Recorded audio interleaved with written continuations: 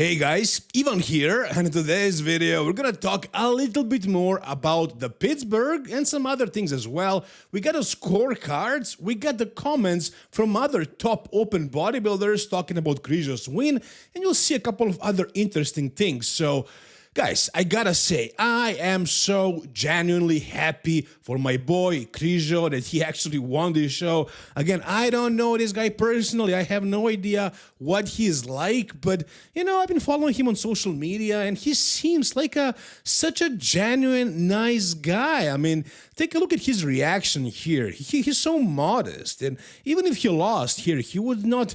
Imagine if he behaved similar to Martin Fitzwater. Like, that's impossible. Krizo is just so real and so honest, and that's why I like him. Now, I also gotta say, Tonio's reaction here was also very nice. Great sportsmanship.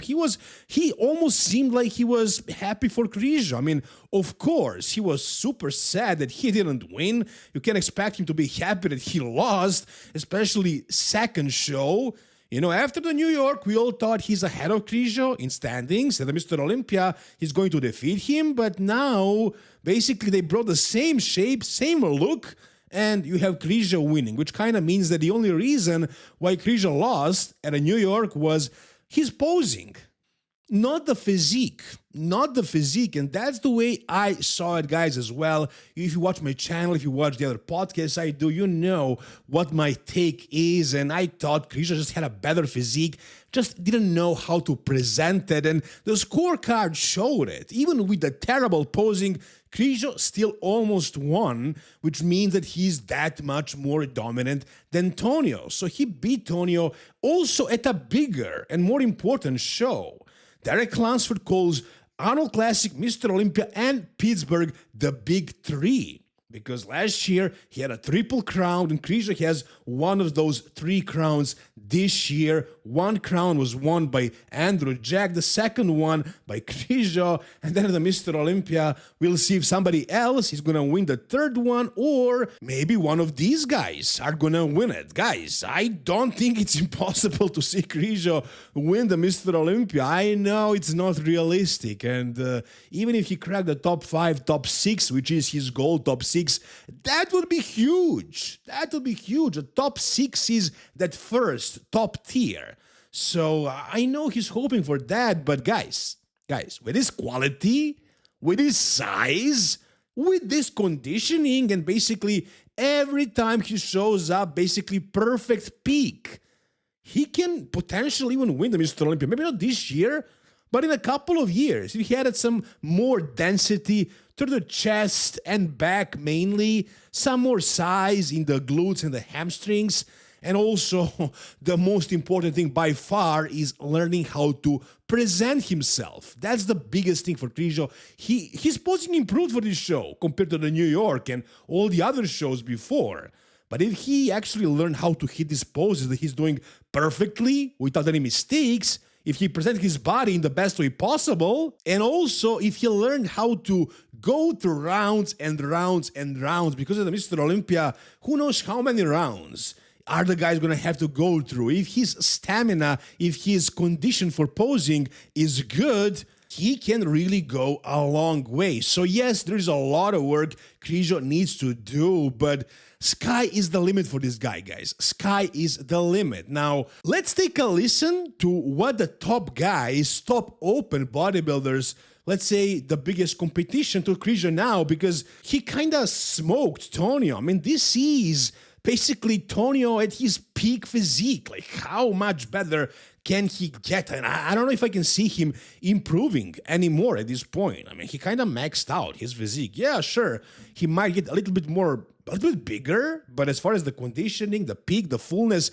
this is it. It doesn't get much better than this for Tonio. And Krizo with, subpar posing destroys him, beats him pretty freaking decisively. Before we get to the comments of the other top pros, let's check out the scorecard. So as you can see, even at the prejudging as well on the finals, Krizo was winning decisively. 6 points for Krizo, 9 points for Tonio. So it wasn't exactly a perfect win. I'm not exactly sure how many judges were there judging, so I'm not sure exactly what these numbers mean, but it's not like a 1-point decision the way it was at New York. So it was a very decisive win for Michal Krizo. It wasn't even a question, as you can see. And then also the third and fourth was interesting. So yeah, Brandon won the prejudging as well as the finals. Only it was a 1-point decision at the prejudging, but at the finals it was a more convincing win.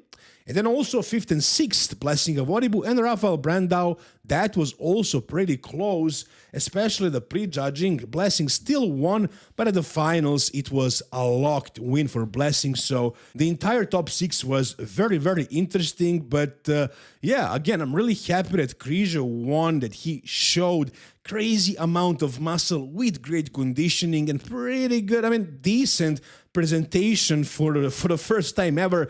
Let's hear first what Andrew Jack thinks about this. His posing improved, confidence in stage. Like, I know who Krizo is. On the second round, he's gone. But he this time around, he was ready. He was asking for more, and there was no drop of sweat. And I think improvement like that counts. And I think that was the edge he got over Tonio. Very, very good assessment by Andrew Jack. He talks a lot about the performance on stage. Now, this is something that a lot of bodybuilders and experts and coaches argue about, and most of them are not for that much posing and basically showing who has better condition on stage. But I like it, guys. I like that bodybuilding has a sport aspect in it. It's not just a pageant. So you need to be prepared to pose round for round, round after round, and to be there, to look good, to still look presentable, to not break sweat, ideally. That's also largely due to your peak week. If you're watery, you might sweat. And also, it has a lot to do with your stamina, how much you're practicing your posing. And as Andrew says, usually Krizo was done after one round. But now he held his own. He almost seemed like he wanted more. And that's what makes a great champion. So Krizo definitely put in the work, improved. He can still make so much more improvements, but he improved for sure. And it seems like Andrew is happy for his tall brother Krizo. So I think Andrew wants to be in that top 3 of Mr. Olympia with taller guys like Samson and like Andrew. They also trained together recently. I think they have a same sponsor. So yeah, I think this could be one of the top call-outs at the Mr. Olympia. Imagine that, guys. Imagine that. A very good Krizo, which is very good Samson, which is very good Andrew. Those short guys would be out of the picture. I would love to see that happen, but Krizo needs to do a lot more work before that happens. Will he do that? We'll see. Let's also hear what Samson Dauda has to say about Krizo winning. Krizo, I think, at the end of the day, Krizo had the size and he kind of improved from last week. So I think they had to reward him. And watching the show, you saw CY as well. And he came back, worked on his posing better, was sharp at this weekend. He held it together from start to end. And you know what? It was a great show. And, we all watched it, we all loved it. And we all, from my point, we agree with the results that we saw. And it was absolutely great. All right. Samson also makes a ton of sense as he says, he has the size. He had the size as well. And that is a factor, guys. Whether you like it or hate it, I don't care. Size is a factor in bodybuilding. It's not everything, of course. If you're fat, if you don't have body parts, doesn't matter if you are, 6'5", it's not going to help you. But if you are complete as well, and you have the height, it's a plus. It's a big plus if you ask me. For me personally, for my eye. And I think the judges look at it the same way. So I think that's why Krizo won this show so dominantly. And as Samson says, he improved. And it was close even before. So they had to reward him. And obviously, Krizo won. Now, before the results, Samson said that he thinks it could go either way. He said that both Krizo and Tonio brought it, gave us a good show. So Samson wasn't exactly sure who was going to win. He didn't say, I think it's going to be Krizo. No, he was more diplomatic than that.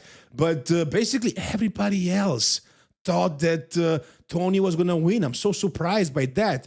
Derek Lunsford thought that way. I mean, you can watch his video. He gave us the opinion, and I respect that. At least he said what he thinks, and he thought that Tonio still did enough. But I don't know. I honestly feel like he said that because they went with Tonio the last show, and he thought the judges might go for Tonio again. So I think he was careful not to insult the judges. So in this situation, maybe it was smarter for him not to say anything, but I respect him for saying something, unlike some other guys. And Keon Pearson also thought that Tonio is winning. Sean Clarida as well. What is going on with Sean Clarida's head? I have no idea. Hopefully it's not a health issue. But yeah, I mean, these guys together, they're a great duo. I don't know if you guys saw this video. It's so funny when they actually met here. So yeah, I mean, great weekend. Krizo winning. Really, really happy for him. I almost feel like a friend won. I have no idea why. I just like the guy, and I love his physique, the quality, the size, the conditioning, the consistency. If he improves that one thing, very important thing, the posing, man, the sky is the limit. I can even see Krizo winning the Mr. Olympia title one day. What do you guys think?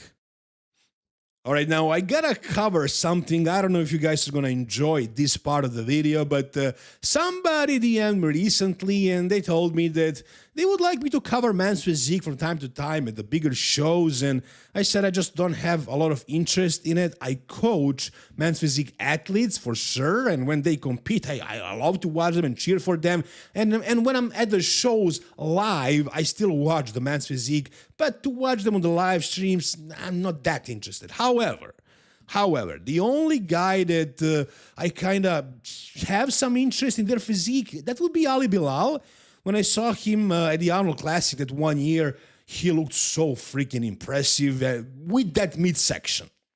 And that's the thing about men's physique. Like, you're not going to see super impressive anything really other than the waist and the abs. You know, the classic guys have better back, shoulders, arms. They're also flexing them and posing.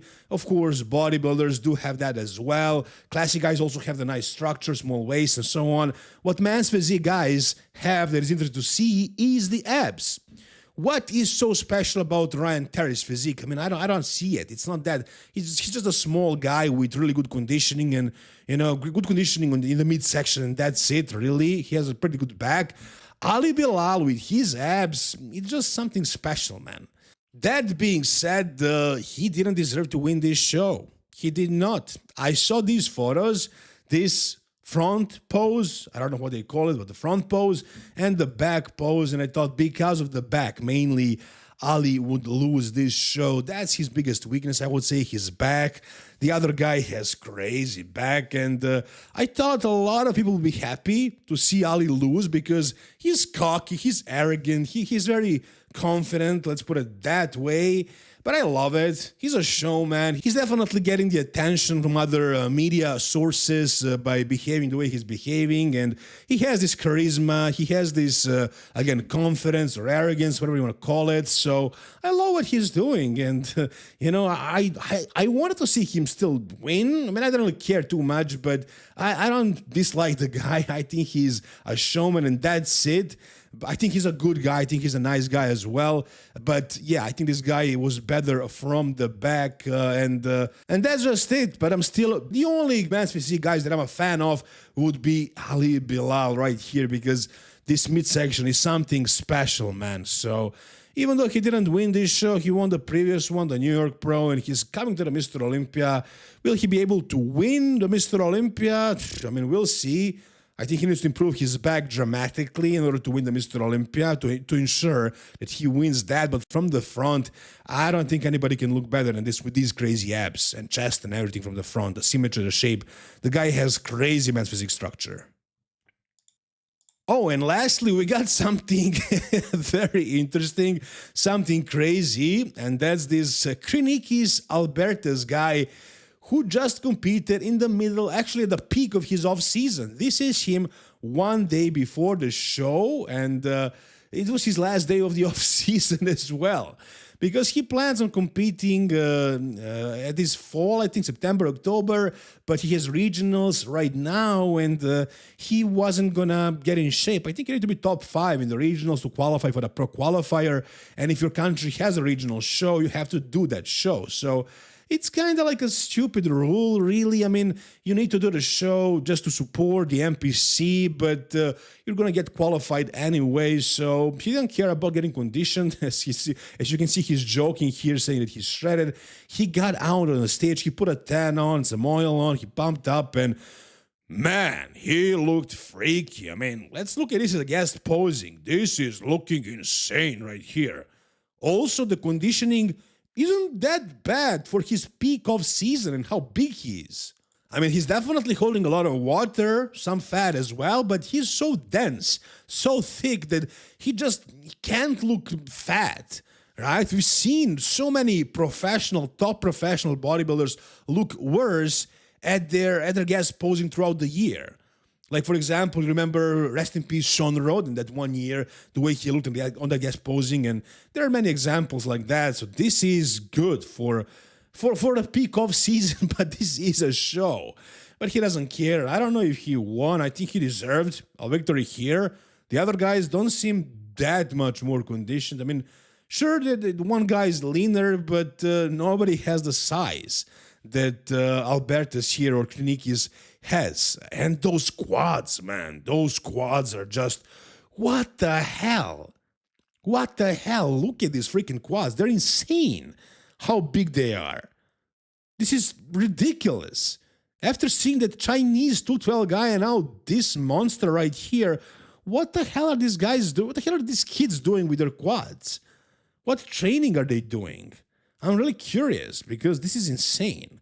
In the overall size he has, this guy has the potential to be a really good open pro, but I've seen so many guys come and go with a lot of potential, so potential doesn't mean anything, guys. Like, you can have the potential, but you don't use it right, or something changes in your life and nothing happens.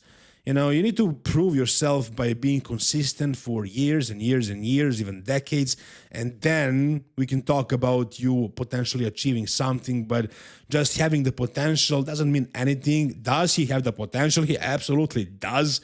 I can definitely see him turning pro this year, September, October, when he plans on competing, and after that, Man, see, I don't know. I mean, we'll see what he will look like when he actually gets conditioned, how much quality will he have, and there are so many things that go into this, but being so young, I think only 20 years old, and this massive, making this much progress, this fast, definitely screams talent and potential, but whatever you guys think, tell me down below. And that's gonna do it for this video, guys. Stay tuned, guys. Subscribe to the channel for the guest posing, the huge guest posing that is happening in maybe an hour or two. So, guys, if you enjoyed the video, give it a thumbs up. Subscribe to the channel once again. See you soon. All the best, and bye-bye.